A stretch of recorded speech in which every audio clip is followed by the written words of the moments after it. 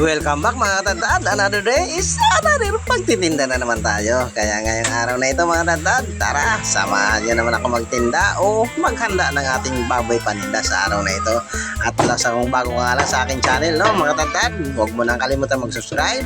Click mo na yung notification bell para update ka pa sa ating mga susunod pang videos na ating mga ginagawa dito sa meat shop.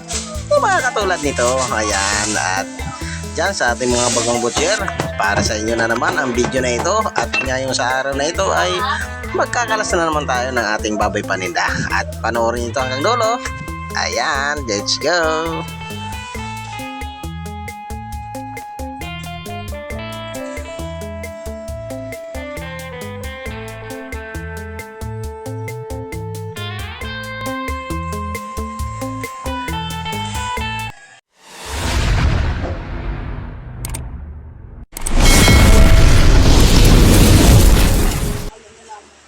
Good morning mga tatad. No, mapagpalang araw na naman sa atin lahat. Welcome back to my channel. Another day, another pagtitinda na naman tayo mga tatad.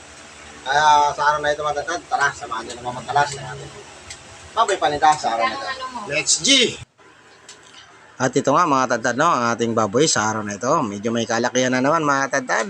Kaya ngayong araw na ito mga tatad, no, ay naway makapaubos naman tayo mga tatad. Ayan, kasama natin ating swerte sa araw na ito. At ito, umpisa na natin mag-alas mga katadtad, no? At ito, naghahanda na nga tayo. At yan, kung bago ka lang sa aking channel mga katadtad, no, huwag mo na kalimutan mag-subscribe. Click mo na ito na notification bell para updated ka pa sa ating mga videos na ating mga ginagawa dito sa meat shop na mga katulad na lang nito. Ayan, kung baguhan ka lang butcher mga katadtad, para sa inyo na naman ang video na ito.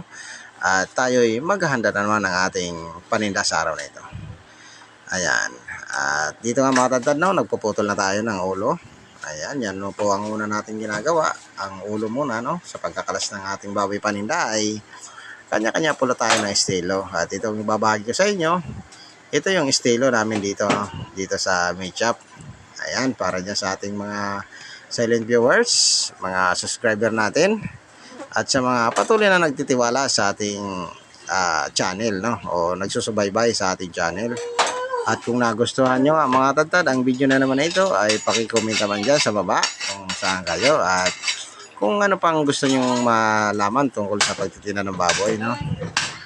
At dito nga mga tatad, no, ay yan, napakaaga nito ni ate. Magbibili na siya ng ating mga ano dyan, panakot, no. Ito pala si ate, no, yung kasuki natin na ito ay medyo may bagong bukas sila ng kantin dito sa ating harapan, no.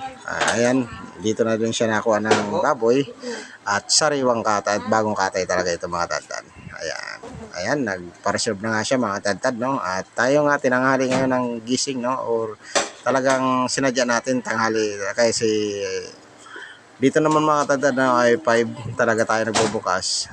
Maaga lang tayo pag halimbawa may mga order tayo na maaga kukunin, kaya talagang nagsinasadya natin magbukas ng maaga, no. Ayan. At dito nga mga tatad, no, magkakalas na tayo ng ating baboy. Ayan, unang-una natin gagawin mga tatad ay tatanggalin natin ang tampalin. Ayan. Ayan, at pangalawa mga tatad ay ang singit, no, o yung taba dito sa ham legs na nakadikit. At tatanggalin na natin yung lomo, no.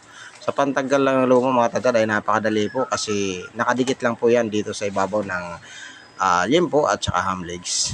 Ayan, hiwa lang natin ang diretso. Ayan, at dito maghihiwa tayo dito ng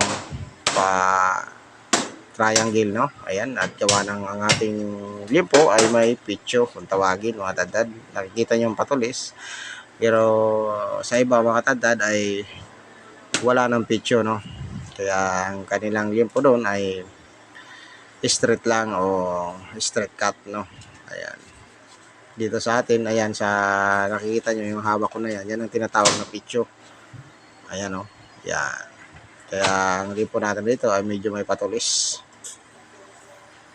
Ayan mga tatad, no, samahan nyo naman ako sa araw na ito. Shoutout na lang po sa inyong lahat. At ayun, nagpapasalamat ang inyong Katadtad TV sa inyong walang sawang panonood o sa mga pagsusubaybay nyo dito sa ating channel, no. Ayan. Ayan mga tadtad, medyo antok pa nga tayo rito mga tadtad, no. Ang gawa ng yun, talagang puyat dito mga tadtad, ang puyat at pagod talaga pag bilang isang tindero. Kaya minsan talagang napapasarap tayo ng tulog. Pero siyempre mga tadtad, kahit ganyan ang natin, kondisyon, ay talaga kailangan pa rin natin pumasok. At yun naman ay kailangan natin ng trabaho. Ayan. At ayan nga mga tadtad, no, dito na tayo sa pagputol ng patang hulihan. Ang pata natin dito hulihan ay putol mga tadtad. Ayan, no. Ayan. Diretso boneless na po ang ating patang hulihan dito. Kaya natitira ng ating patang hulihan ay 20 na lang, no. Ayan. Dito naman sa pagtanggal ng balakang or buntot mga tadtad ay napakadali lang po. Hanapin ng pinaka-join at masusundan nyo na agad yan. At dito pa mga tadtad, no, ay sinasadya kong lamanan ng ating balakang. Nasa ganun ay hindi tayo mahirapan mag-ibenta. No, mas mabili pa mga tadtad pag malaman ang ating balakang. Kasi ang balakang mga tadtad ay mahalaga po. Gawa ng malaki ang buto niyan, kailangan po natin talagang lamanan. Hindi katulad nitong spare ribs mga tadtad na ito po ay nababalot ng laman. At ang buto naman po niya dito ay manipis, no. Kaya ayan, kahit di mo siya masyado lamanan ay talagang malaman yan tingnan. O malaman talaga mga tadtad kasi spare ribs nga, no. Ayan. At andito na nga tayo sa part ng shoulder blade, no, o shoulder, no mga tadtad. Andito na yung tinatanggalan natin yung mga taba-taba, no, nakadikit. Ayan, sa mga nakaraan nating upload mga tadtad, ayan, pinakita ko dyan kung paano natin tinitinda pa yung ating mga taba-tabang nakadikit dito sa ating mga tinatanggal sa pagkakalas, no. Ayan, nagpapasalamat ang inyong Katadtad TV sa iyong walang sawang panonood sa ating mga munting videos na ating mga ginagawa dito sa meat shop na katulad nito. Ayan, isang mapagpalang araw, and then God bless you. At ayan na nga po mga tadtad, no, patapos na tayo magkalas na itong ating kalating buong baboy, no? Ayan, at isusunod na naman natin yung kalahati. Tatanggalan lang natin ito ng paypay, no, na ating kasim. Ayan. Ayan, panoorin nyo hanggang dulo mga tadtad, no. At dito mga tadtad, sa araw na ito, no, ay ipapakita ko sa inyo kung paano tayo mag-display or mag-handle na naman ng paninda sa araw na ito. Ayan, sa mga pagpalang araw, and then God bless you. Panoorin nyo hanggang dulo mga tadtad. Let's G. At ito mga tadtad, no, ayan, isa din to sa diskarte para mapanatili natin maganda ang ating karne. Ayan, sa nakikita nyo mga tadtad, no, kinakain ko yung balat ng ating baboy, no. At dito po mga tadtad ay natatanggal po natin dito ang mga dumi-dumi nakadikit sa balat ng ating karne. Ayan. So ay mga tadtad, no, ayan, mag-uumpisa na tayo dito na naman sa kalating buo. At tara. Ayan, panoorin nyo ito hanggang sa dyan sa ating mga bagong butcher, no. Ayan. Dinadaan-daan ko lang talaga ito mga tadtad nang sa ganun ay masundan nyo, no, o magkaroon kayo ng dagdag idea kung paano ang pagkakalas ng ating baboy paninda. Ayan, di man tayo pare-pares ng estilo mga tadtad, ito naman ay binabahagi ko lang sa inyo nang sa ganun ay magkaroon na kayo ng dagdag idea o dagdag kaalaman tungkol sa pag-handle ng ating baboy paninda.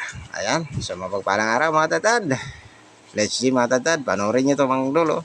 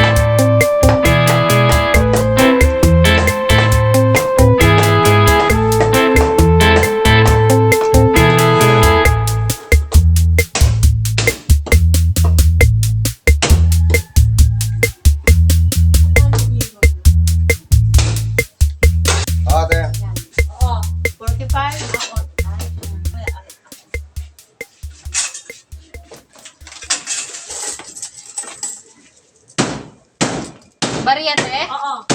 Ang kitki. Ah, Ano?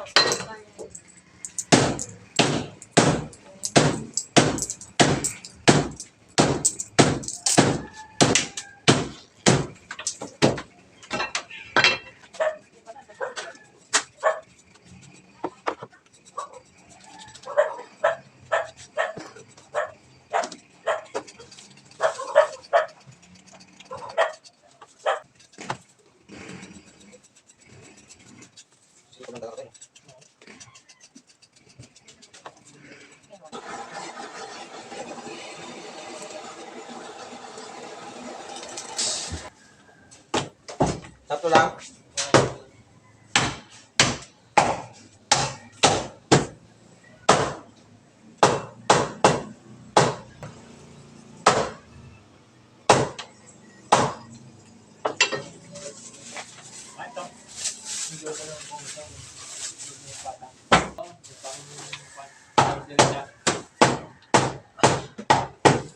Tingnan na ulit. Wala pa kasing luto pag ano eh. Daling araw.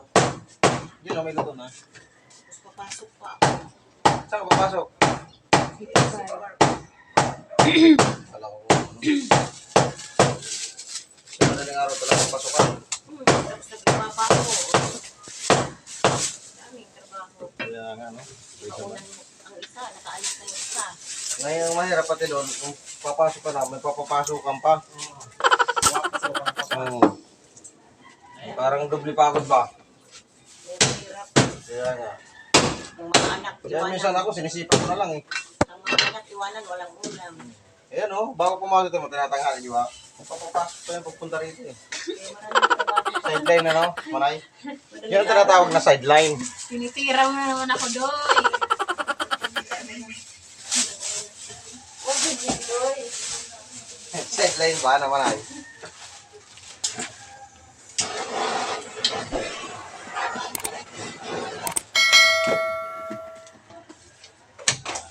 Paborito lang, isang ko na. Kahit hindi ganong malipit. Ganito. Pang. Pang. Pang. Sakto. Pambaon lang itong bibili mo. Wala pa yung para mamaya. Nagluto na ako ng itlog at saka hotdog. Ay, yun ang masarap talaga sa madaling araw, no? Hindi na ako. Ba't sobra? Kailangan din. Ayun mga tatad, no? Andito na pala tayo sa part na tayo magdi-display na, no? Mga tatad. Yan. Dito pala mga tatad, no? Ang ating i-display ay kasim. Part ng ito ng kasim mga tatad. At ito yung tira ng ating binamano, no? At ayun nga, hindi na tayo nakapagawa dito ng limpo-limpuhan. Gawa ng kasim natin dito ay biglang tumawag ang ating kabilang pisto na kailangan nila ng kasim. Kaya ang isang kasim natin, ipapadala natin doon. At ang itong isang kasim natin ay i-display na lang natin. At mayroon pa naman tayong isang limpo. At ang isa nating limpo nga mga tatad ay order nila din sa kabilang pisto. Kaya ipapadala rin natin isang kasim at saka isang limpo. Ayan. At ang natira na lang sa ating mga tatad na isang buong baboy ay 2 pigi, 2 pork chop at isang limpo mga tatad at isang kasim, no. Ayan. At dito mga tatad, no, habang tinitrim ko nga itong isang kasim ay biglang tumawag nga yung kabilang pisto natin na kailangan nila ng kasim. Kaya ayan, ang napadala natin ay nakatrim na, no. Ayan. At ito nga ay babalutin na lang natin to at ipapadala na natin sa kanila. At ito nga sana ay gagawin natin yung pulipuhan kaya natin tinitrim. Pero biglang nangailangan ng kabilang pisto. Ayan. Kaya ipapadala na lang natin ito mga tatad.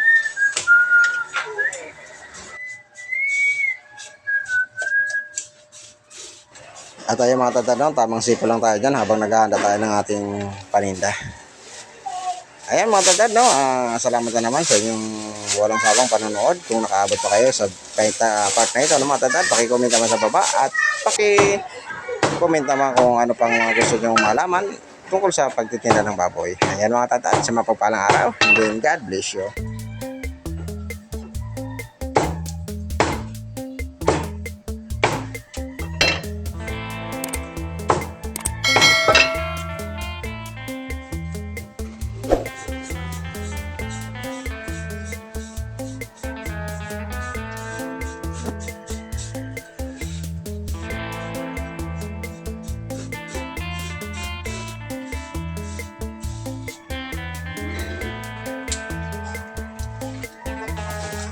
Bato. Ilog na sa bato.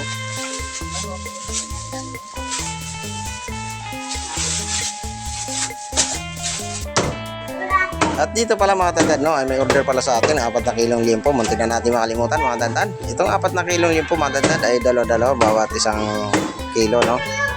Ay isang balot pala mga tandad, no. Ang isang balot natin ay 2 kilo bawat balot. Kaya ayan, panoorin nyo na lang mga tandad kung paano tayo mag-slice ng ating limpo sa araw na ito.